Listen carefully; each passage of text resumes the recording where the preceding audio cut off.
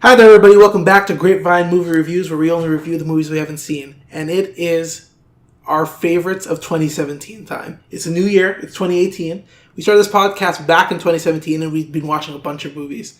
I believe Mariana's seen way more movies than any of us, but we've all seen a lot of different movies.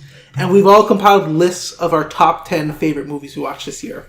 Now, I think we should start by introducing who is in the room with me right now. I'm Matt. I'm Yash. Andrew. Michael. Mariana. And what we're going to do here today is we're just going to go through our top 10 favorite movies lists. We're going to go in descending order from 10 to 1.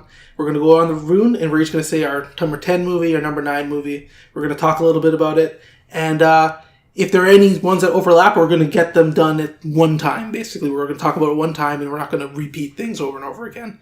But we're just going to go over what our favorite movies of the year were. And I guess we can start now with some quick honorable mentions, stuff that didn't make anybody's list. If you want to name something that didn't make your top 10 list, just name it now. I can tell you right now the 3 movies that I struggled with not putting on my list are The Florida Project, I, Tonya, which I really did enjoy but just didn't make my list, and The Black Coat's Daughter, which is a very interesting, odd movie that I wish I could put on the list, but it's not something that I loved as much as the stuff that is on my list. Yeah. 3 movies I struggled with were... this one, if you gave me a top 11, this one would have made it, was Lady Bird, Call Me By Your Name, and Wind River. Alright, well, my 3 are John Wick 2. Oh, okay. We're all in Cell Block 99. Which I've heard is good, and I haven't seen it. And Lost City of Z. Okay. And Michael? I believe they pronounce it Zed. Similar to I Yash. really like that movie, yay. One of mine, Lady Bird. Wow. It Comes at Night. I just saw it. Big fan. And Coco. Okay. I know. Wow. Andy's mad at me. Coco. Wow. So, just coming in at number 11 would be Logan, which I thought was one of the best superhero movies that I've seen in a long time. Then, 2 very small movies that were horror were Dead Shack and Rabbit, which I would seriously recommend anyone to watch once it comes out. Very different, but some of really original horror and psychological Dead Shack and thrillers. Rabbit, that's one Dead movie? Shack Oh. and then Rabbit, Okay. Rabbit. which is an All right. Australian movie. Okay, cool. Okay, So let's those get into are the this. things that didn't make the list. Now we're getting to the real main show. These are the things that are on the list. I guess I will start with my number 10. Okay. Which is going to anger some people in the room. I almost didn't put this on my list. But when I did some soul searching, I had to figure out what were my favorite movies of the year. Return And of Xander Cage. I could not put it in. It is XXX, The Return of Xander Cage, the greatest bad movie of the year. It is so fun. It is just a delightful film. I know no one else has it on their list. I don't even think anybody else in this room has seen it. But it is a delightful movie. It is hilarious. Every scene, either unintentionally or intentionally. The movie is about a terrorist organization that is trying to hijack satellites and crash them into people to murder them on the Earth. It is ridiculous. The whole movie makes no sense. But it is so funny. There's scenes where he's skiing down like tropical forest mountains. And like, it's just such a ridiculous... They put together a team of the XXX people, and one of them is a DJ. And you're like, what does he do? Why is he on the team? I thought this team was like of extreme athletes. It's like, no, I'm just a DJ. And I'm like, why is he here? And then there's a scene where they're in a nightclub, and he just takes over the DJ booth and starts playing music to distract people. That's his whole job. The whole movie is batshit insane. Nothing that's happening in it makes sense. The action is reasonably shot, and it's just, you'll laugh from start to finish. It is a very enjoyable film, and you guys should all see it just to laugh. So Just don't take it so seriously. It's not a serious movie. You did the same thing a couple years ago with Piranha 3D. Which is I like Piranha 3D. Wait, It's a legitimately fun film. 3D. 3D. Oh, Yeah, okay. Is it 3D? 3D is the sequel. 3D Yeah, is the 3D. original one. 3D was good. It is a good movie. It's a fun, schlocky film. It's a fun, schlocky horror movie, and I laughed at it. Josh, what's your Alright, 10? Josh. My number 10, this is a little movie. It's a fun human ballet of a movie. It's called Song to Song by Terrence Malick, starring Rooney Mara, Ryan Gosling. Natalie Portman. I don't think it's and on any Michael of our lists. Fassbender. Yeah. It's definitely not on anybody's list because either you haven't seen it or you're like me and I hated it. If you guys aren't a fan of Terrence Malick, which I know Matt isn't, I'm off and on him. Okay. So- Well, his last 3 movies, he's had like a very distinct style of. It's like a collage. He doesn't really work with the script, and a lot of people don't like that about him. But this movie is about young romance, and it's about 2 musicians that fall in love, and they get separated during the movie, and it's about how they get back together. It's just about 2 people going through the trials and tribulations of life, and in the end, they end up back together. And the movie's just a wonderful portrayal of that. All right. And it's a wonderful portrayal of music where the music in the movie is terrible. But It was nice. Hey, we're not ragging on people. I had to. Terrible. All right. So I'm gonna go right into my top 10 or my 10. My number 10 is War for the Planet of the Apes. That one is higher on my Yeah, list. mine as well. It would have been higher, but unfortunately, things just pushed it down for me. That happens. I really enjoyed it. Yeah. I thought it was a great ending for Caesar. If you haven't seen it, it's a spoiler. Sorry, I'm sorry. It's been out for so long. So let's not get too deep into the movie because let's talk about it more when we get to the people that have it higher. So we can actually get into full discussion. And I thought it's a good segue for the future one setting up. You have his son and all that. I mean, it was enjoyable. Definitely a good movie, good enjoyable movie from start to finish. Definitely something worthy of being on a top 10 list for sure. Okay. I just switched it around. Oh. I made number 10 Thor Ragnarok for myself. Nice. I had such a good time. Anyone else have Thor Ragnarok on the list? I really enjoyed that. I toyed with it. I just never I had did a it. feeling I wasn't going to be able to talk about it, and I was like, I really want to just give it a little credit because I had such a good time. I thought it was such a good adventure. It was a hilarious movie at times, and it actually had a little bit of a message, so it worked really nicely. And if I recall, you sat out on that. I sat out on that one. I saw that one so you didn't like get a week through it. after. And I ended up liking it a lot. Especially since Marvel, I'm always a little lukewarm, even on the ones I like. And I thought this was hot. I agree. It was a good movie. Yeah. Okay. So as for my number 10, it's a Norwegian psychological horror called Thelma.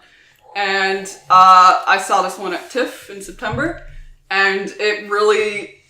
It's like the type of movie that caters to me. It's like Carrie, kind of.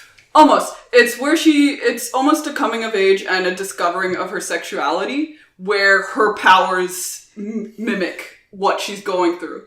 And so she gets these seizures, and that's how basically the movie starts out. And she meets this girl who she's attracted to, where it seems, and she starts getting seizures, and then things start getting, and she starts to develop these powers. But it's not about the powers.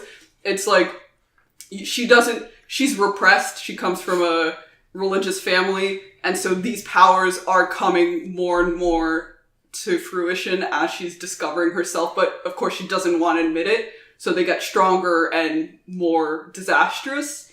And it's just a great character study. It's like the type of people with powers I like to see, because this is like put in real situations that people have trouble going through. Mm-hmm. And I like powers mirroring what they're going through. And it's just a great story.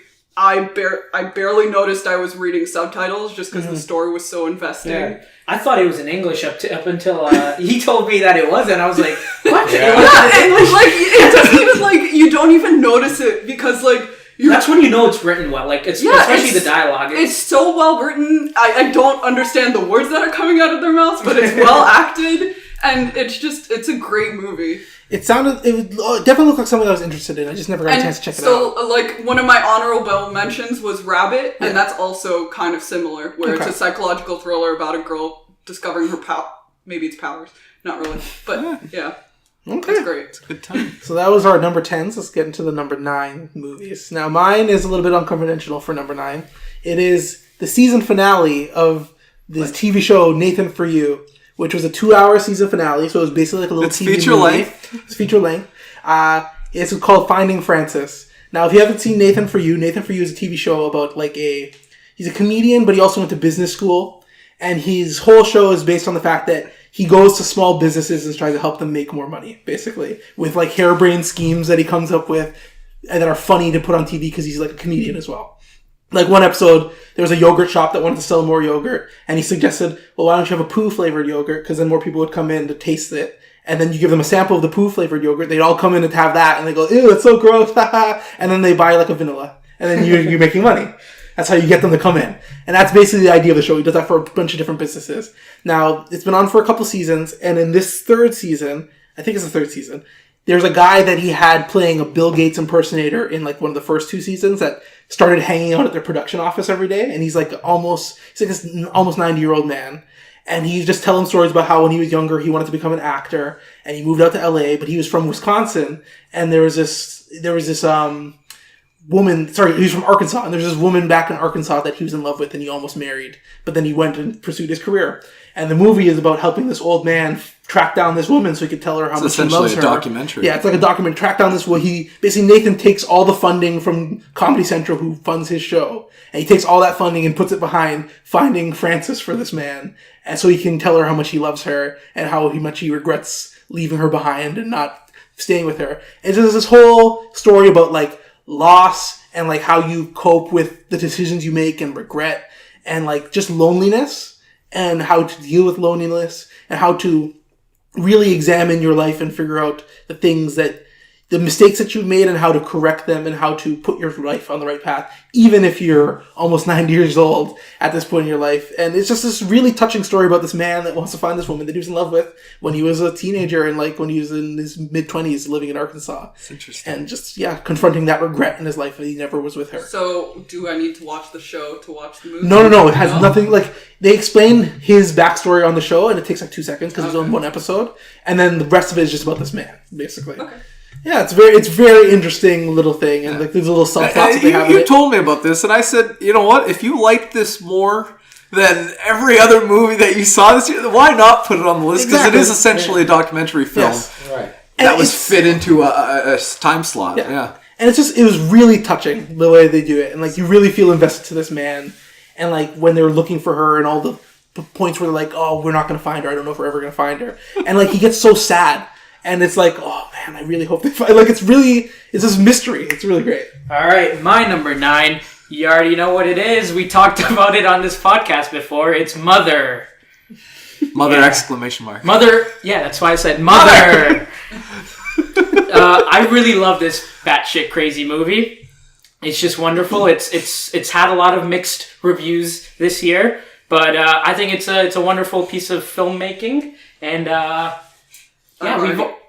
we've already shared it. We've already shared our thoughts about it. I think it's worth saying, we yelled at Yash a lot during the review, but it is a well-made movie. I think it's beautifully shot. Is it? Listen, I have serious issues with sort of the plot, quote unquote, but I think it's very well acted. I think it's really well executed. It's well executed in what it's trying to do. I just don't necessarily like what it's trying to do in a lot of ways. And the way I don't know if it's it's well executed what it's trying to do because its point is lost halfway through the movie. But I think so obvious. I think I understand why people like it because there's something captivating. It does the nervousness very well. If you want to hear the full review, you can check out our previous review of it because really and truly it doesn't really. If you want to hear me cry. So I'll go right into my number 9. I raved about it in a previous review as well that you can go see, which is Logan Lucky.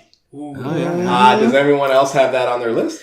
No, it was... I have that one spot higher. So that's my number 8. Talk about it right now. So we can just talk about it. Right. Yeah. And I mean, there's not much more to say. I think I raved about it in our previous review. I loved it. It was very touching to me. It was very like family oriented to me. Like I watched it with my son. He even liked it. It wasn't fantastic. It wasn't a great comedy or a great like subplot, or it wasn't great like famously But it acted goes for by the heart, and it it goes does for it the so heart, and well. it does it so well. Yeah. That was one of the movies that I sat out on this year, and I watched it after we did our review. And it's one of the few times I will say, you guys undersold that movie to me. Yeah? So I watched it, and it was a damn delight. I loved it from start to finish. Joe Bang was such a fun, wild, just funny cry? character. And I interesting. cried so much. I didn't cry, but like it was just really touching. I really enjoyed it. And Yeah. it was really good. Oh, Thank you for not spoiling anything, and thank you for underselling it to me because it But made it I even think more we needed to do enjoyable. that because Yeah. you can't say it's like one It's of the best yeah. movies you've yeah. seen because It's a dangerous great. one to oversell. Yeah, Yeah. it's a great at doing what it sets out to do. It does that perfectly, but it's not one of the best movies ever made. Okay. But it's just like when you watch it, it's perfectly delightful. Yeah. It's really interesting with this movie. It plays kind of like a TV show where you spend in a TV Yeah. show where you spend so spend much a lot time of with time these with these characters, characters. and but you don't I think this movie is only like an hour 45 minutes, Yeah. and by the end of it, you know the town, and it's so wonderful. Yeah. You just get so pulled into it. Captures West Virginia. Yeah, it's so true. All right, Michael. What's my number 9? The Post. Oh, Anyone else? really? have Wow. The Post? I It was tried to good, watch a but screener of it, nobody- but it was bad quality, so I didn't watch it. True. I did see it, but it's not on my list. I put it on just because, and I mentioned this when Yash and Matt talked about it. I think it is a display of what I love about filmmaking and what's missing from filmmaking in a lot of modern stuff. It takes its time. It does proper sort of just in between shots, all the stuff that holds a movie together. I feel like way too many movies nowadays are cutting that stuff out, and this has that connective tissue, and it's meaty, and it's great, and and it's shot like, really well. And listen, like there are issues like the way he hamily ends it. I don't love that, and that drags it down quite a bit for me. But everything And that's up always been until that Spielberg's point, weak point, even maybe with that like is, Schindler's List. But up until that point, it was quickly becoming a movie that I truly loved, and so I'm judging it mostly on like 9/10 of this film, essentially, which I really enjoyed. He made a story that's pretty, honestly, boring in a way, and he brought out the interesting parts And the character of it. behind a lot of the characters. And is like involved politically in it, it's yeah. interesting, but Yeah. the story is a bunch of newsmen looking at papers. Yes, it and really he is. made Such that a- interesting. But not just Well, they that, shot he didn't just make the paper stuff interesting. He made Meryl Streep's character interesting, which Yeah. was like she could be losing her job. Like basically the paper company publishing the U.S.'s secrets of the past that could ruin her. Exactly. That could ruin her name, It her was family's company. good intrigue. And yeah. Yeah, so I get what you're saying though. You're Yeah. judging it on the SNL scale, which But that's why it's a great sketch. That's why it's but lower the on ending, my they didn't know how to list. end it. But yeah. So Mariana, number 9. My number 9 is Get Out. Okay. Okay, I have that way higher. I have that Okay. way higher. Okay. I just want to quickly say something is that I thought this movie melded. You can tell that Peele loves classic horror, which like he compared it a lot to Stepford Wives, which is very similar. But like just a perfect example of that is the right after the opening scene is.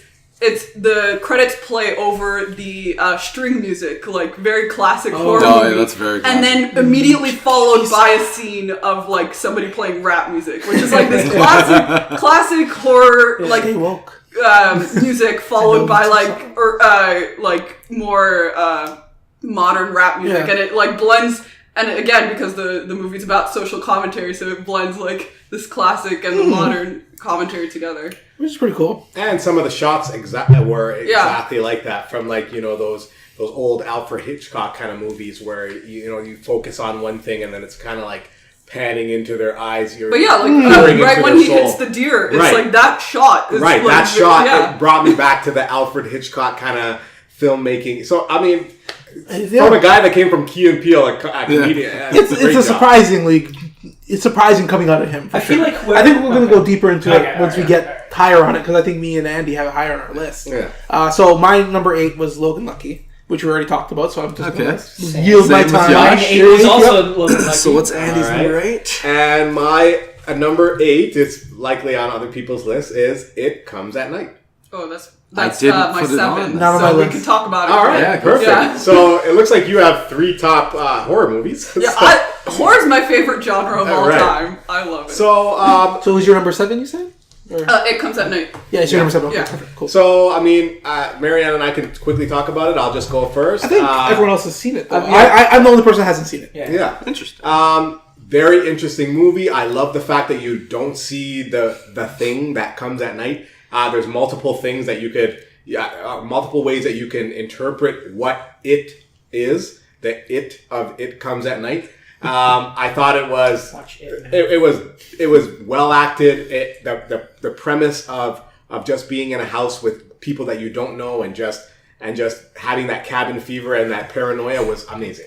But that's why this is my favorite type of horror, is where that's the scariest thing for me, is what people who are scared, what they'll do to their themselves, and what they'll do to protect themselves.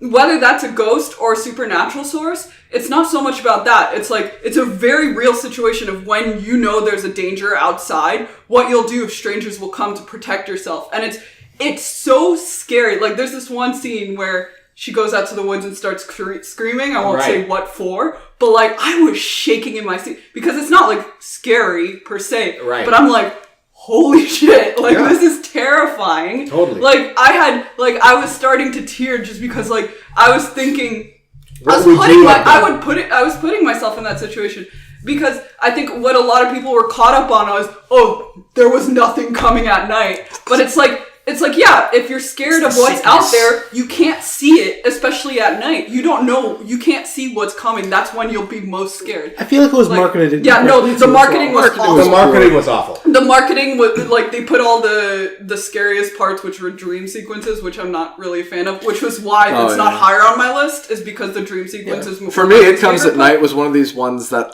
I just enjoyed so much because for like an hour afterwards, I just kept thinking about it. And it kept giving me stuff. Like, I started putting things together in different ways. I said, oh, wow, they're really good. It sounds like it has one of the things that I really like that happened in a TV show a while back, which on Dexter, where they kill a character in a way that you didn't see on screen, but you saw someone else get killed by the same person earlier in the season. And because you didn't actually see it happen, it's better because your mind will make it worse than if they actually showed it. Well, it's like it's the Rosemary's Baby effect. Yeah, it's like you don't see the baby, and that's... You do see the baby, though, in Rosemary. No, you don't. Yeah, you see the devil, and she describes his eyes, and she's like, what have you done to his eyes? Did I see the baby in my mind? Yeah, that's the thing, is what you could...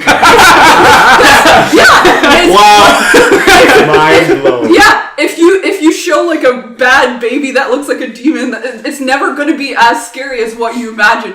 Her fear and her description of it is so much more terrifying than they could do. Back to It Comes at Night. I just really love that movie just because of Joel Edgerton. I think he plays a perfect everyman. Like, I think he's one of the only actors right now that him and Michael Shannon are like the dream team. Yeah. What would happen if they made a movie together? Oh, Lord. They were. They've done. Speaking of Michael Shannon, my number 8. Shape of Water. Shape of Water. I have it higher on my list. You have it higher? Okay, we'll talk about it later. You just loved it, though. You liked it. I liked it quite a bit. Okay, so my number 8 is Hostiles, which is interesting. pretty brand new. I saw it not long ago. I think it got its wide release early this year. Yeah, I saw it a few days ago. A limited theatrical release. And this is a Western set in, I think, the 1850s, maybe late 1800s. But it's... So... Christian Bale is the main guy, and he's good. Yeah, he's great in this movie. But so his task is that there's the chief and the chief's son of a native tribe who were imprisoned because the tribe has killed multiple people, and he has a disdain for the native people because like they've killed some of his families and a lot of people. Naturally so. If you steal someone's land, they will be angry. Is it a period piece? Yeah, it's a period piece. Mm-hmm. And so his job is that the sheriff of the town or his superior is like, well, the chief has been in prison for 7 years. He's learned his lesson. He's dying. You have to bring him back to Montana where he can die at his home. And Christian Bale doesn't want to do this. So that's how the movie starts. And it's just this trip to where at first he hates them because, and they like, and it's just it's how both sides, there's hostility and there's brutalness on both sides, and it's a great character piece of Christian Bale. Like, there's an arc. It's beautiful. Like, you just sold me. Yeah. I'm very interested. I think it's a masterpiece. It's technically one of the best movies of the year. It's not my it's up there on my favorites, but it's not my number one favorite. But it's a wonderful movie. It's a great character piece. You see both sides, because you see how badly they've treated each other, and you can understand. Phenomenal. Yeah. Oh yes, I get it. Yeah, it's definitely something I wanted to check out. No, it was something I was interested in. I wasn't gonna rush to go see it, but honestly, your description makes me want to go check it out. It might be one of the next ones I watch. No offense, I was trying to ignore what you were saying just because I want to see this movie so bad. No, it hasn't gotten nominated for any Oscars, which I don't get. But so watch it soon, because I think this is the type of movie that'll be in theaters for like a month and then leave. So definitely watch it soon. All right. Okay. Matthew. So I guess we're getting into the sevens. So this is our 7 round. My number 7 movie is 3 Billboards Outside of Ebbing, Missouri. Oh, that's higher. That is higher for you. me. Okay, so we won't get into it right now, but I just want to say I find it weird that this movie is getting this weird backlash now because it's winning all the awards and people are like calling it racist and stuff, which is it kind of is, but like the movie never says that it's not racist. Yeah, that's the point. That's the point. Yeah, I don't know. So yeah, Ash, what's your number 7? My number 7. We've already talked about this on this podcast. The number 1 anti-Trump movie of the year. Oh my God. War of the Planet of the Apes. Need I say much? It's my number 6. It's higher. Higher for Would you. you guys like to say anything And else then mine was about it? 10. So we can talk about it You now. want to talk about it right now? Yes, but we can talk about it. No, but what? How much higher? 5? So let's talk about it now. Talk about it now. Let's Because we've all seen it. I think I'm the only person that doesn't have it in my top 10. Wow. But I did Xander really enjoy it. Cage in it Yes, before. so I enjoyed it more. I remember It's one of sorry. your early drafts, though. You had it in there. It was in the early draft. It made the top 10, and it got pushed out. So by we're Friday talking it right Francis. now? Yeah. So let's talk it. Let's talk it right Perfect, now. yeah. I just liked it as an adventure movie, Yeah. starring apes, Me and too. it was emotionally investing. That's all I gotta say. I thought it was a I lot liked of it way fun. more than that. For Really, me, yeah? it was just like, it was this tense, there's so many tense moments where I forgot that they're apes, because my favorite scene in this movie is Winter, the white gorilla. I know. But it's no, it's that scene where Winter's in the camp. Yeah. And he betrayed them, and it's Washing just such dishes. a harrowing scene where like he's scared for his life, and you forget that it's an ape. Like he's not. It's not a good ape or whatever like that. But it's just, I love how that scene played out, and just to see how Caesar felt so betrayed, and how emotional not only do they look but they act. Like, it's just, I didn't see this as an adventure movie. I can see why a lot of people think that. Right. But it's just, like, this is such a good character study. I cared so much for Caesar, and I cared. I will say the same. Like, Yeah. and Maurice. Right. And the thing is, more than what Michael said, just being an adventure, I looked at it more than that. And the reason why I looked at it more than that is what Yash brought up. That to me, I'm not sure if anyone that's listening to this or anyone in this room has seen the movie that just came out on Netflix with Joel Edgerton and Will right. Smith. Oh, It is supposed to be trying to do what Planet of the Apes did beautifully. It showed it showed the rise of minorities on these people that are scared of losing their life. Yeah. I saw it as that, and there was for me the scene that touched me quickly here is when Caesar goes to meet Woody Harrelson's character. And Woody Harrelson is explaining to him like, "Yo, listen, man, this isn't personal. I'm just a regular dude." No, but that's the greatest thing. The greatest villains are the ones that, even if you don't agree with them, their reason is valid, and Right. you understand why in those circumstances they would do that and why people would follow them. Well, it's the perfect thing from what Yash said when we actually reviewed it, which he's talking about like a lot of people that are like Trump supporters and people hate them. There's no reason to hate them. Most of them are not like racist people that hate people. It's they feel like something that they had before was being taken away from them, and they want to get it back. They're just lashing out. It's not that they hate you. If you ask them, you said you hate black people, they'd be like, no, I don't have anything wrong with black people or Mexicans or anything like that. Well, but they feel like people are coming and taking something that belongs to them, and they want to have it back, and that is understandable. And there's a humanity to it, but you need to work beyond it. You have to get beyond it. But what this movie did better is to articulate those thoughts. Yes, that's right. In a smart way. And a very smart way. And even the style of this movie, I love. I love how it transforms from like this revenge western to like it's got that Great Escape that swish over, and I think it does this very well. It's Holocausty thing. It's the Holocaust. Yeah. What I liked is that once you finish the movie, you realize sort of recontextualizes the title. Yes. Where War for the Planet of the Apes, it's literally humans fighting over a planet that already belongs to the apes because it's too late. It's too late. Exactly. And they're still infighting. Right. And that's what you realize when they're both sides of the humans are killing each other, and it doesn't matter because the apes are the ones that survived. They've lost. Yeah. I also love just how quiet the movie is. Oh, I thought you were going to say you It is love one of Bad the Ape. quietest blockbusters I've ever It's seen, and it's beautiful. so effective Yeah. for me. Why are you guys talking it higher onto my list? It's a good movie. You're almost making me feel bad for not having it on mine.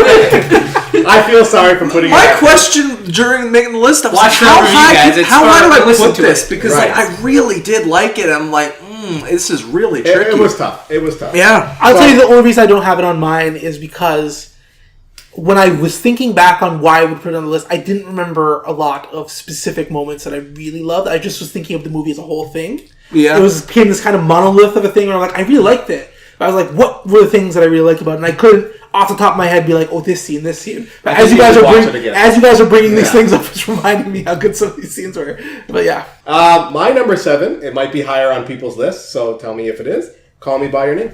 Oh, that's way higher. Whoa. So let's put it on that. I haven't seen that. I haven't seen it That yet was an either. honorable mention. So So you're going to wait for... Well, I'll wait for yeah. Marion. Yeah, perfect. So number 7. This is probably going to be higher on people's list, too. My 7th is Logan. Mine, that's number 3 for me. So. That was I have number it higher, 11, yeah. so... Okay. I have it higher as well. Right. So we'll wait Okay. a little bit. We'll yes. wait. We want to save our favorites Yes. for last. That's Right. the idea. So my number 7, we already talked about it. It was It Comes at Night. I loved Perfect. it. Perfect. All right, so we'll come back around to me for my number 6. So we're getting into the 6th round. My number 6 is The Big Sick.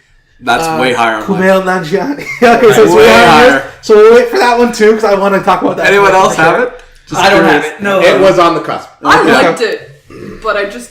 It I didn't really hit liked me it as too. much as a lot of people. Well, you know what? Me and Michael have a love fest about it later. I Yeah. feel like a traitor not having it in mind. What is your number 6? My Josh? number 6 is a good time called Good Time. That movie is not It's a a good bad time. time. It's a great movie. Not It's a a good bad time. time called Good Time. It's just a really wonderful atmosphere movie about just shitty people living in New York. No, not shitty people. Brothers living in New York and brotherly love. And it's disguised in form of a heist movie where the heist goes wrong and Connie, who's played by Robert Pattinson. Robert Pattinson, is spending the entire movie trying to undo this wrong, and it's just a really thrilling, wonderful movie. So And I believe we reviewed it in our summer movie Roundup. It was Yes. a roundup, yes. Yeah, but to update is that when we did that review, I liked it well enough. But the more I sat on it and the more I thought about it, the greater I thought it was. I still don't think I love it, but I think it's an amazing movie. Where it's because I came out of it feeling so disgusted. And- but I knew that was the point. I think the perfect term for this, in an interview, the Safdie brothers, they talk about... These are the directors of the movie and the writers. They talk about it as being... They like to view it as termite art, where it's like... It's like this popcorn flick, but then it burrows into your head, and the more you watch it, the more you think about it, the more fruitful it is. It's I do vividly recall that you were pretty against it. in Yeah, the you review, were so kind of that's down great. on it. Yeah, At least that's No, great but for that's him. the thing is that because I think Yash liked it a lot more than I did, but I don't think I didn't. It may have sounded like I was hitting on it, but that's the thing is that There's the a lot whole of things that make if you feel if you were to uncomfortable describe in the it, movie yeah. as it was, a lot of it is sloppy and a lot of it is gross. So that's an accurate description. Right. And that's why it may I sound like negative. the way it sort of shows this sort of gritty side of I think New York is New the York, city. yes. They grew up It's there. the nightlife just translated to screen in this like the like underside. vivid, Yeah. weird, psychedelic And way. personal. And I would argue though, I'm not sure if Connie, I'm not sure if that's brotherly love. I think he thinks it is. Yeah, it's kind of a But destructive relationship. it's this twisted thing where he's doing what he thinks is best for his brother, but it's actually the worst thing for his Yeah, brother. because at the end- it just Yeah, adds but to the that's- layers, yeah. though. Yeah, No, but at the end, But you it is a see why pure that's intention. not. It's Yeah. yeah. So yeah, I feel like saying everybody should go check it out. Oh, and just quickly, the score is amazing. Yeah, Yeah. Iggy Pop. The and score is like the best part of the movie. Iggy Pop also did it for Song to Song. Sorry, he Oh. also did the song. Don't talk about songs. Get out of here. Andy, what's your number 6? For those who want to hear that review, you can check out our summer movie roundup just to listen to it. Back into it. My number 6 is already been spoken about, but I'm not sure we're going to speak about it later. What is it? Which Get one? Out. Get Out. I I have briefly it touched on it. higher, so if you want to wait till we'll we wait. get to me. We'll wait. Yeah. Okay. my number 6 is War for the Planet of the Apes. So we had talked about it. Yes. We're good. So my number 6 is Blade Runner 2049. I do not have it on my list. No, I do not have I it regretfully on don't have it on mine. Wow, Really? I'm the I thought it was only going to be one. on Yash's for sure. Wow. And you know Wow. what? Before you explain it, we did a review on this as well. But before you explain it, if you had to ask me when we were doing our last review of it, if it was going to be in your top 10, I would say absolutely not, and I'll bet money. What? Why? I didn't think you liked it. loved it. No, I think you liked it, but I don't think you loved it to the point where it would get in your top 10. I really didn't believe so. I rewatched it again, but Oh, yeah, I've I seen it think. 5 times now. Holy My shit. God. I got it on And Blu-ray. it's not on your top 10? Calm No. down. What? Okay, well, I mean, we reviewed it to length already, but I just thought this was, unlike the original Blade Runner, this didn't get so bogged down on is he real or is he not? And this brought up more interesting questions on more than just is he or isn't he. It brings up the question of like, is this ethical to do? And would you consider them to be real? And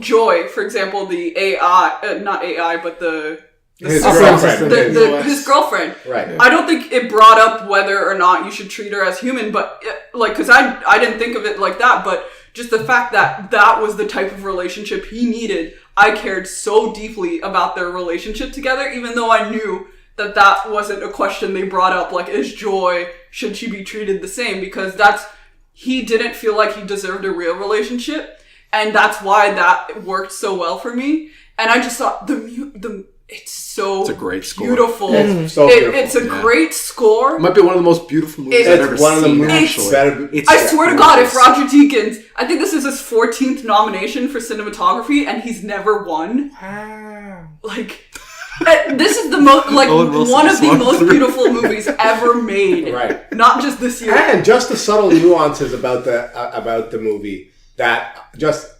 stories underneath stories underneath stories. Yeah. Even the little small shorts that you had to watch to really like those kind of things are just They weren't beautiful. necessary, but they But add to it. they add to to it. it so beautifully. It's Matt. complicated for me because I do like the movie. I agree with everything that you're saying, but as you all know, I am racist against robots, so I don't really care about them. And little kids.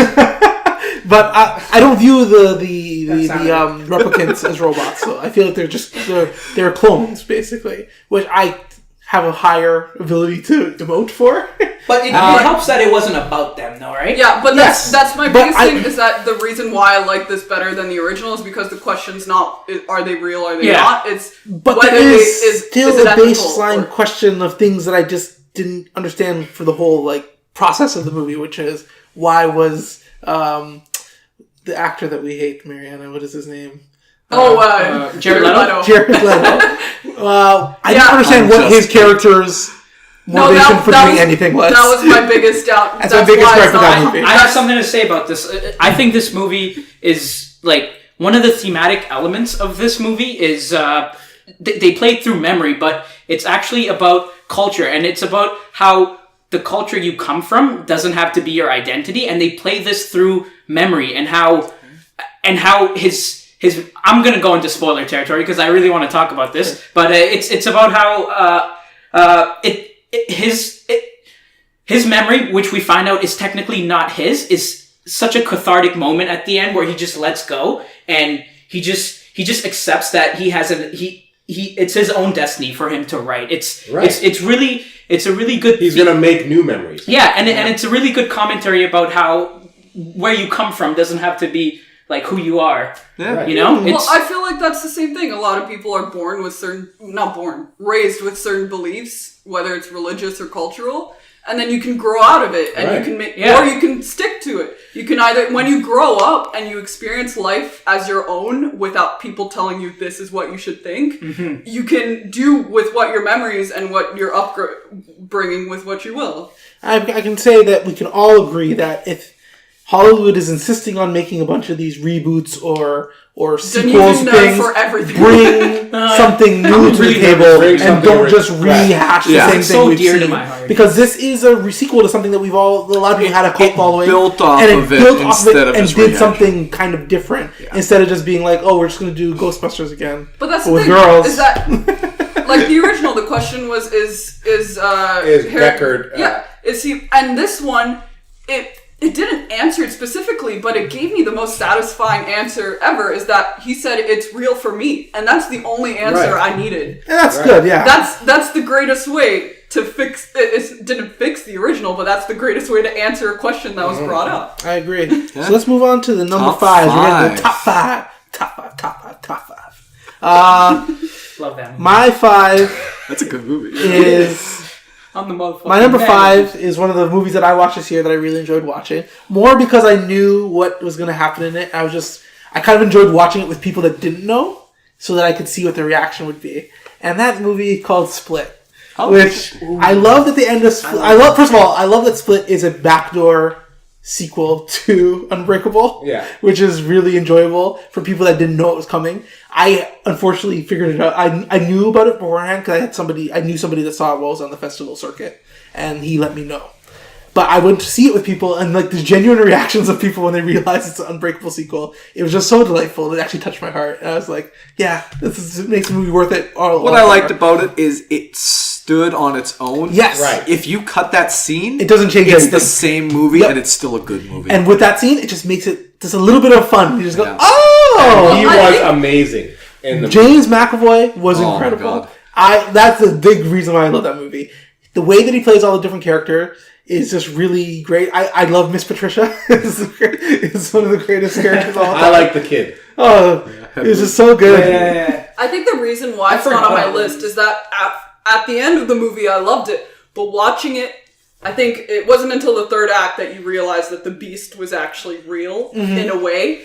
And before then, I was taking this as a serious, like, this is what they think dissociative disorder is. And I was like, this is too much for me. This is like stretching it way too far. But then knowing that it comes in a world where powers exist, like, okay, that makes sense because they're stretching it into into a superhero. Yeah, into a superhero. Supervillain genre, Yeah, which would make sense. So that's the thing, is that watching it as it was progressing, I was like, okay, I'm liking this a bit less and less. But then as the reveal happened, I'm like, oh, okay, that makes up for it. Right. And I don't know, I think they made it really, like, M. Night Shyamalan, big resurgence for him with this movie. Big. And they made it, he just made it perfectly, which is they chose the right personalities to focus on for McAvoy, which was Miss Patricia, the kid, and the OCD, OCD one. I love those scenes where he would go pretending to be the fashion designer one with the psychiatrist, and she was able to figure out, like, that's not really the one that I'm supposed to be talking to, which is that was a little, like, it's just all these little intricacies within the movie are super fun. And again, Anya Taylor-Joy, I She's love great. her. I want to see her Yes, more stuff. she should She's join so the good. ranks as these iconic horror women actresses. She's wonderful. I would she's- see anything with her in it right now. Well, Which, this which, year Thor if you haven't was- seen that, watch that movie. It was my favorite horror I movie. know she of has 2016. Thoroughbreds coming up this year, which I'm so going to check out. excited. Sorry. But yeah. So anyway, Split, really good movie. Oh. Number 5, Yash, What am I gonna do? Oh, Florida Project is my. Oh, Wow. which is in my honorable Fifth. mentions. So It's a wonderful movie. Did we talk about it? me and you talked about it privately, but Yes. we haven't talked about it on here. Oh, I okay. don't think, not specifically. I'm blanking right now, but it's a great movie, guys. Just watch it. Listen, It's a movie that grows on okay, you. I remember what I was gonna say. It's a wonderful movie. Sean Baker just shows his skills as a director when he works with these kids that are non-actors. He just lifts them right off the projects of Florida, if I could call them that. They live in this. Okay, so the movie's about of these kids that live in these subsidized housing. It's technically a motel, and it's just about the hardships of a community that. Growing up in poverty. Yeah, basically. it's about growing up in poverty. It's an unyielding glimpse at life in poverty for these people that live just outside of where Disneyland is, basically. and it's a in Florida. coming of age It's like movie. And the people are coming through their area, excited to go see Disneyland. They have money. They have things. They're bringing their kids to see Disneyland. And there are these kids that live in these like slum motels that are just on the periphery of the magicness of Disneyland, and they're living in just squalor. That's a good but they're creating their own like fun for themselves because. Yeah, they just go around all day. They just talk and do stupid stuff. They play and they run in the streets. They go over to the swamp little area. They do some stuff in there. They go. There's a point in the movie where they go to like a crack house and they just play in the empty crack house because they're kids. They don't know. They just run around doing kid stuff. And one thing I'd like to mention is the supporting actor. Actually, Willem Dafoe is actually nominated for Best Supporting. I really love his role. Which is weird because he's actually the least interesting part of the movie. Really, I don't think so. I think the best actress. I don't know if she's acting or she's like that in real life. The mom. The mom. Yes. She is great. She's spectacular. And so is the little girl is great. All the kids are The really good. mom But is just- like so amazing. Just Willem Dafoe, he has to play this fine line between this person who cares about the community, but he also, since he is the manager of this motel where a lot of shady people don't pay rent, he has to be firm, and he has to, but he really does care about these people, and he plays that line But wonderfully. there's that scene with the old man who comes in. Yeah, the like, he's a creepy guy who's like the kids are playing and he's just standing there. And Oh, then don't say anything. Okay, no, That's and such then a wonderful Willem scene. I Dafoe want them just to. deals with him in like the best way. It's not I like was laughing. It's not a loud scene. It's just so like he's dealing with this guy who's like staring at children, and he's like. Now, I will have to say, the reason why it doesn't make my top 10 is that it does take a while to grow on you. Yeah. It takes a while to get into it. The first maybe 15, 20 minutes, you're going to be like, what am I watching this for? I almost got up and walked out in the first 20 minutes because I was like, I wasn't getting it. I was like, what's the point? I don't understand what the point where it's headed. And then once I figured it out, I was like, okay, this is worth it. And it's worth it in the end, but it's a slow it's a burn. slow burn to get into it. Okay. Andy. So my number 5 is Shape of Water. So Shape of Water. yours was a little bit lower. Excellent Yours was 7, I This believe. was 8. Yeah. So does we can talk anyone about it. Anyone higher else on the have list? it? No, not right. Interesting. We're the only one. Man. No, I love this movie, and you know what? I don't know actors' names very well. No, you don't Sorry worry. about that kind of stuff. Michael but Shannon. Sally Hawkins is who I was trying to get to. I just love her. She's so good. Okay, she's And not speaking role, though. it's not speaking role. She's not the most gorgeous woman on screen, but you know what? So adorable. She's just so lovely. Yeah. Like I just everything about her so She has a whimsical presence. and She has a presence. Have you seen Maudie this year? no. That's another movie where she's just so lovable. And Paddington 2? And Paddington 2, I heard she got rave She's reviews than that. amazing. Marty in that. is Auntie Susie's favorite film for this year. Oh, yeah? So she says she loved it. So I haven't seen it, but I heard it's good. Wow. But going back to this, I mean, they sold it to me that this character, who seems like a rip right out of a Hellboy, could really Ape Sapien. love this person. And to me, it was believable. You buy it. I was So so hard. in.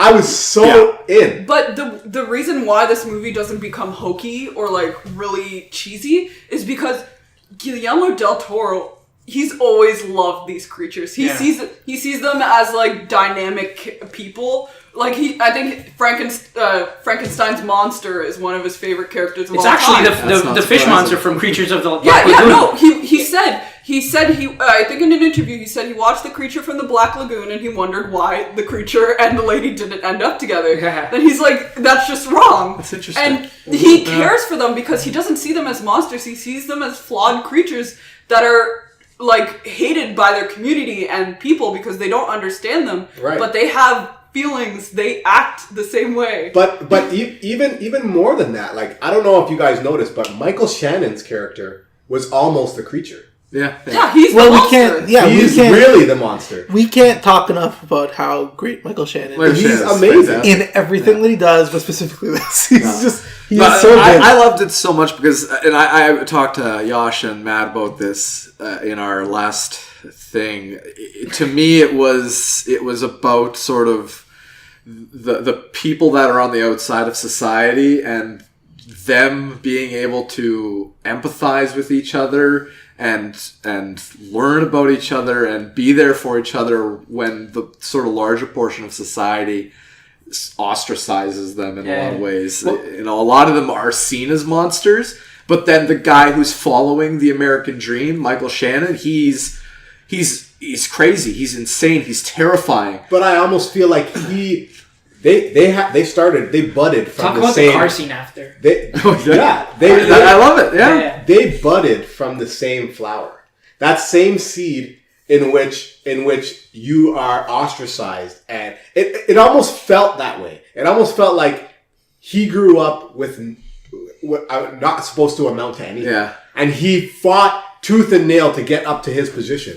And he'd be damned to let this thing take away all the things he worked hard for. His car got wrecked. His wife is not loving, like his hand, so I almost felt it for him too. But he just took it to the monster direction. Yeah. You know what I mean? Exactly. So yeah, I just loved it. Mm-hmm. It's so magical. It's this fairy tale, and it just sort of captures your spirit. Mm-hmm. I don't know. I definitely agree. It's definitely something. I didn't make my list just because there are things that I love more, but it definitely could have been. Xander Cage. They don't have this. Xander Cage was more memorable to me. I'm sorry. They don't have this category in the Oscars, but I really think they should. They should have an Oscar for colorist, which, if you guys don't know, is like. Well, just I the think color that's more palette. Production design. No, because they have a separate person who does that. Like post production, like during the editing of the movie, there's a person that sits down and refines the color palette of the movie. And I think this movie had a wonderful, it's a very rich, nice palette. blue, earthy, and all of Guillermo del Toro the whole movies thing have. looks sort of painterly. Yes, where like you could take a still from any shot of this movie, and you're just like, this is art. And I love how it just left you with whatever thoughts you want to have. Yeah. The ending was just whatever you want to believe happened. Yeah, because it's a fairy tale, and you're like, is this the magical road? Yeah. Is this the scientific road? Is this make believe? Is this all in their heads? Right. If you want, sure, but yeah. All right, so number 5 from Mike. My number 5, 3 billboards outside Ebbing, Missouri. Yes, that is higher. It's higher on yours. It's higher on yours. We'll wait till Mariana gets it out there. And Mariana, what is your number 5? Well, we already talked about it. It's War for the Planet of the Apes. Okay, perfect. Right. So we'll get into my number 4 movie, which is Logan. Okay, that was lower on. I wasn't certain I was going to put it on my list. But then it was one of the few movies that I rewatched. Wait, does anyone have it on higher on their list? No. I have it 3. So let's talk about it, because it's 7 on mine. I almost didn't put it on. I was going to not put it on because it came out so early in the year. And I was just decided to rewatch a couple of things that were on the bubble for me. And it was one of the ones I did rewatch. And honestly, for the scene alone where Professor X is having his fit. Oh, it's great. And he has to come in and save them and do the slow motion killing everybody in the room, getting over to him. I was like, yeah, this movie's on the list. This is so good. That movie came out almost a year ago now. I would It's have 11 liked months. Logan so much better if they saved the gruesome action scenes for that scene. I really don't like the way they right off the bat Logan's freaking stabbing people in the throat. I really think that undersold the movie for me through I felt like that was them setting the tone, though. The movie I feel like the grittiness utter would have been perfection. more. It's a really good movie. I wish I could say much this. into it. The one problem I have is CGI younger Hugh Jackman. Yeah. Oh yeah. If they had cast another man that looked like who looked like him, like a young Hugh Jackman, and said that like this is a clone, but it's imperfect, I think it would be a perfect movie. Yes, the I robot agree. who's okay. Right. It just looks a little strange. but thematically it works Yes. because you have him fighting his younger self, and this whole movie's about him getting over the aging. But there's just something about it that just like there's something that makes It's about me like erectile Just dysfunction a when you little get bit, older, yeah. and it's a little bit. But then you also have scenes like when Xavier sees him Yeah. over the bed and he feels so betrayed. And he's like, because you're trying to medicate me. Why are you trying to do this? His relationship with Caliban, his relationship with That's X2, an awesome name. his relationship. the little like, girl is so good. Oh, she's phenomenal. Oh my god. I can't like honestly. I don't even care about the CGI of the Logan. I just thought it was amazing. I'll tell you the only qualm that I still have watching it on the rewatch too was the fact that they sent Caliban to get rid of the guy when they had him in the beginning. I was come on. like, he's not. Why would you send the least tactically or physically capable person to do the most physical job of anybody, which is big? Because he can't stay there with Professor Xavier. So if they came there to get him, it felt he like couldn't a flawed protect plan. anyone. But aside from that, it's a really great movie. You had some thoughts, Marietta? My least favorite part is the cell phone video footage, which I was like, I thought you were going to talk about it's- Justice League. no, it's exposition and like, why did she have her phone everywhere? Oh, Anyways, yeah. But School class. I really loved. Obviously, like it's a very hard scene, but like where Professor Xavier dies. But before that, it's like you meet this family, and they're like, okay, maybe they'll be in it. I love that. And it was just like. It's so like brutal and not just in a violent way, but like, And oh my god, they just like there's a kid there. CGI Logan. That's why I love CGI Logan. Because right at that scene is when he was like, Logan, this is what you could have. Yeah. This is the life I envision for you. And then literally I know. And he gets just kills killed. the whole family. Yeah. No, but not just that. Is that even though it wasn't the real Logan being told this, it's like you could have this family. But then it's like, no, because this entire family dies. And Right. a person with your powers, you could never get that kind Right. of family. And it's just so heartbreaking because, like, this is what he's wanted. This is what he wants with Jean. Or but when it she's can't happen. Or when she's reciting the lines of the movie over his grave. Oh, like, yeah. come on, man. It's really good. It's really good. Ah! Gets you. Yeah, Really, I think it's one of the best superhero movies really of all good. time. I don't know if I've seen a better one. Civil War, or not Civil War, Winter Soldier. Winter Soldier is high. Winter Soldier's very But A different kind of movie. There's though. also different kind. Dark Knight And Dark Batman Knight Begins as and well. and the Dark Knight Yeah. so Because are we But only it's up there. counting Like franchise it's legitimately superhero up there movies? with no them. because I love Unbreakable, and like I Right. said, Thelma, it's powers, but it's not a superhero. this is very true. This is great. I don't know. There's not much like we never got a chance to talk about it because we didn't have the podcast back then. But like, it was just such a good movie. I really loved it. So yeah. All right, so Oh shit! This guy over here. Number 4. Number 4. It's an adventure movie. It's a jungle adventure Oh. movie called Lost City of I thought you were Zen. gonna say Jumanji. No. my This is honorable mention. this is a grown up adventure jungle movie, but I really like this movie.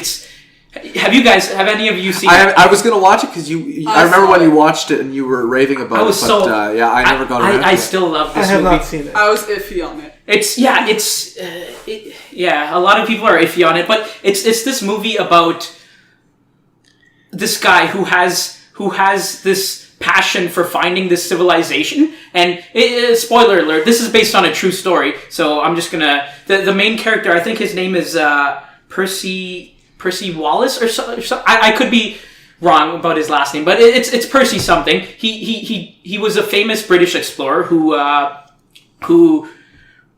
he was a famous British explorer who went missing in the Amazonian jungle in the 19... Trying to find an ancient, like, civilization, and then all these British, like, superiors are like, there's no way these savages could build a civilization. Yeah, but this... And he's like, here's proof. And then they're like, no, we don't believe you, go back. No, they say don't go back, because that's a waste of money. Oh, yeah, but he spends his entire life, he does a total of 7 expeditions. This movie follows 3 of them. And it's just shot really wonderfully. It fills in all the holes of what might have happened when he was there, and it does it with such a nice way. And it's just a movie about not achieving your goals and your dreams, but still being satisfied in the pursuit. Oh, that's interesting. I want to see that. It's wonderful, and it ends in the most spiritually tranquil way. I just love the ending of Lost City of Zed. You guys just need to watch this movie. It's wonderful. You saw it, Andy. Yeah. Do you have any thoughts about it? You said exactly what I thought. Like, it didn't really get me like that, but I thought it was an enjoyable movie. Okay, number 4. Number 4. The way that Yash felt about that movie is the way I feel about this one. This movie made me smile more than any movie on my list. Actually... It's the second most it made me smile. Because Coco made me smile the most. The Greatest Showman. I don't know. It might not be on other people's list, and they might hate it. I haven't seen it yet, but I've heard wonderful things. Ew. And they might hate it. I'm really curious. What is this movie? So, it's basically the story of P.T. Barnum. It's a loosely based because it's not actually the story. Apparently he's a jerk in real life. So, I just love... Now, I'm not a musical kind of guy, but I just love Hugh Jackman. Hell yeah. And I thought, let me just give it a chance because Hugh Jackman, he used to be on stage. He's such a good singer, actor, charisma. And oh my goodness. Yeah. Is he amazing? I gotta see this. His singing is amazing. His dancing is unbelievable. Like, for a person who is not a dancer and not a singer, he is amazing. Wasn't he in that Les Mis? Yeah, he was Les Mis as well. Yeah. And, like, he totally shows up almost everyone. Even Zendaya. He shows up everyone in this movie. And even I just love the outcast. I love the fact that it was so lovely and just about kind of like The Shape of Water. Yeah. But oh man, like I don't even know how to explain it. How's Zac Efron in this? Because I like him quite a bit. No, not doing his best work there. He's okay. Yeah. But he's not Hugh Jackman.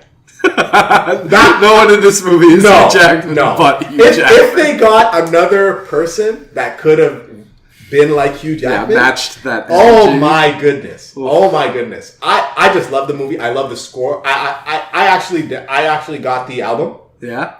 Because I just love the music in it. It's great to hear the musical. Just watch it, please. Yeah. Please, just watch it and let me know what you think. Okay. Sounds like a treat. Interesting. Okay. Number 4 for me, Dunkirk. Oh, wow. Yeah. The more I watch that movie, the more I love that. Yeah. It's a magic. Anyone else's list? Didn't make Almost. Really? Oh my gosh. I was almost debating putting it higher. Dunkirk, what an experience. Just sitting in an IMAX theater. Oh, wow. It just shakes you. It is like, or unlike any other war movie I've ever seen, I think, because it feels to me like you're dropped into an actual battle and you experience it and then you're out and you're like, my God, that took my breath away. You get the experience from the land, sea, and air. It's very different sort of tales. You get different perspectives on the war. The biggest criticism is, of course, it's not a narrative movie. That's all right with me. I couldn't name a single character in that movie. And I couldn't either. And that shouldn't be a I don't think that's a problem. Movie. I'm not saying it's a flaw, but it's a thing. It's a reason why it's not on my list. Absolutely, but it's a reason that it's not on my list. I like characters. And for me, like... I have, 9 other movies on the list with characters. This was a movie that I felt just showed its strengths in other ways, and it was just a treat to watch. I'll never forget it. I love how intimate the plane scenes in this movies are. Yeah. And planes are so freaking cinematic, yet so many movies don't do it. And also or don't do it right. claustrophobic, though. Yeah. Yes, and like one of the movies I remember did it wonderfully, and I think it's an homage to that a lot, is Doctor Strangelove. And have you guys seen that Kubrick movie? How I learned to stop worrying about the bomb. Yeah, Doctor Strangelove. How I stopped worrying about how I stopped worrying about the bomb. It doesn't matter. Long ass title. It's really wonderful, and one of the things in the plane sequence You can't fight in the war. I really love the whoever did the cinematography for this is just amazing. If you guys have noticed, whenever there's a tense moment in Dunkirk, there's giant shifts in the horizon, in the horizon of the sea line, and I love the visual language of this movie, and it's conveyed twice. It's conveyed once really heavily on land where the ship tilts over, and there's a scene where the water line is vertical and it's going. Oh yeah. Do you remember that scene where it's where all these soldiers are drowning, and that was one, but another part of the movie where it's always tense is in the plane where the horizon line is always shifting because you're in this freaking like fragile aircraft where it's just bobbing up and down, and like that. I love all the plane scenes in this movie. Just for that alone, I should have put it on my list. But I'm sorry. Like when we talked about it, like I think we nailed it when we said it is in a way more of an experience than a movie. Yes, but it's a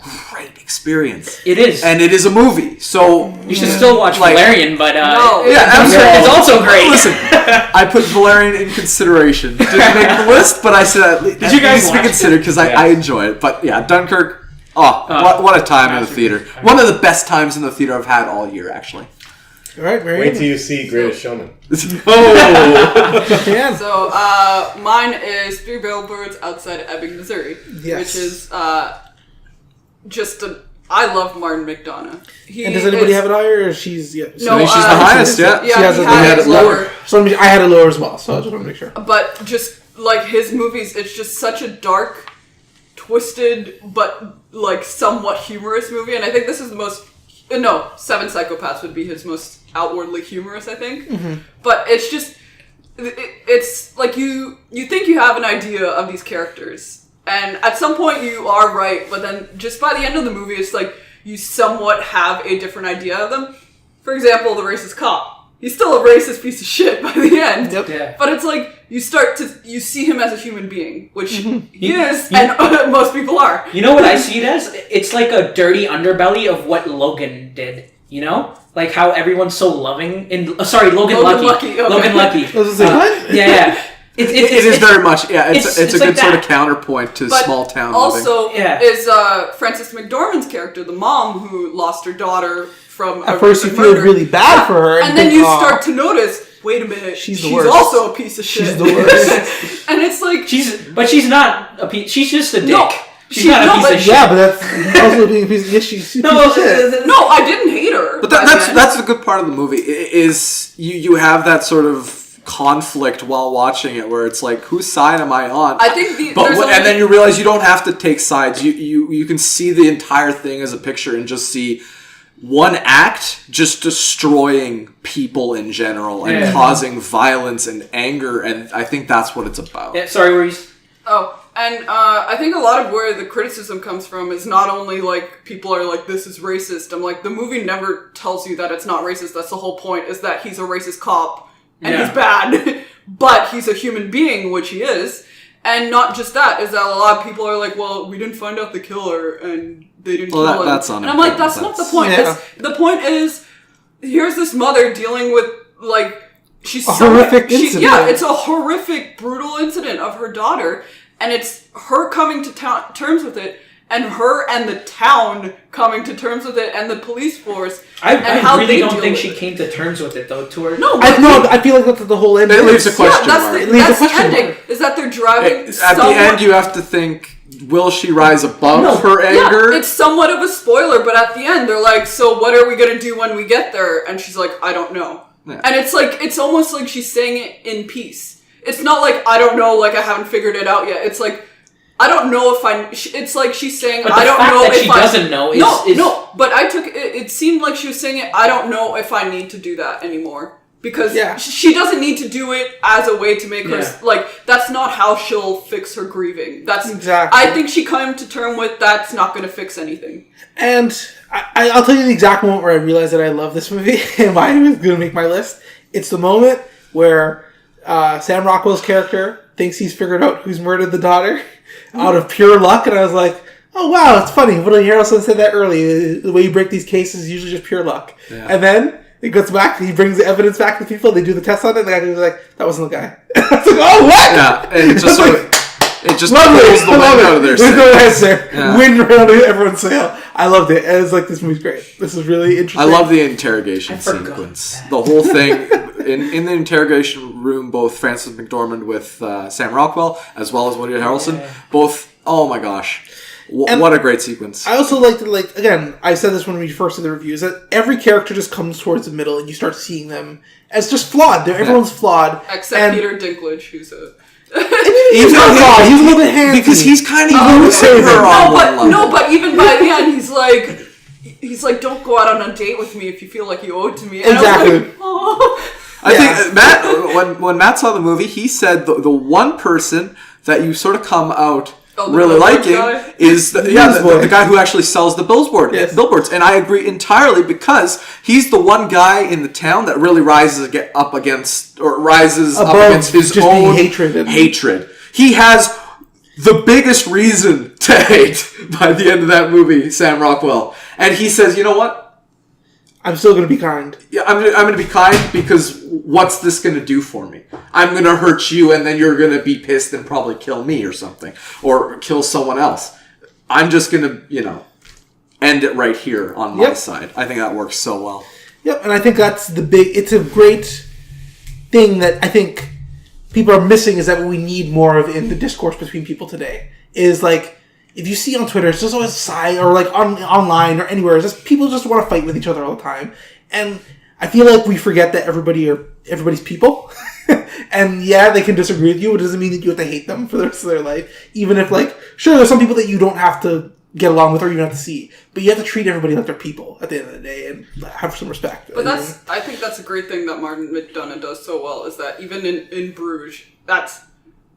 Like, even Ray Fiennes' character puts it so well. He's like, if I shot a child accidentally or not, which is not a spoiler, this is the beginning, because he's a hitman and accidentally kills a child who was in the way. He's like, Ray Fiennes is like, if I killed a child, I would shoot myself right then, right on the spot. And then Colin Farrell's character, who is the one who accidentally killed him, it's like, that's a horrible thing. And it's like, what the thing is, the movie is not trying to tell you he's good, or he's good because he's redeeming, or he's bad because he did this. He just putting him on a middle ground. Yeah. That he's not at an extreme. Yes. And then it's just, I think Martin McDonagh does this movie perfectly. I think I still like In Bruges better, somewhat. Yeah, I think the backlash against the movie is just people missing the point for the most part. I mean, that's the thing.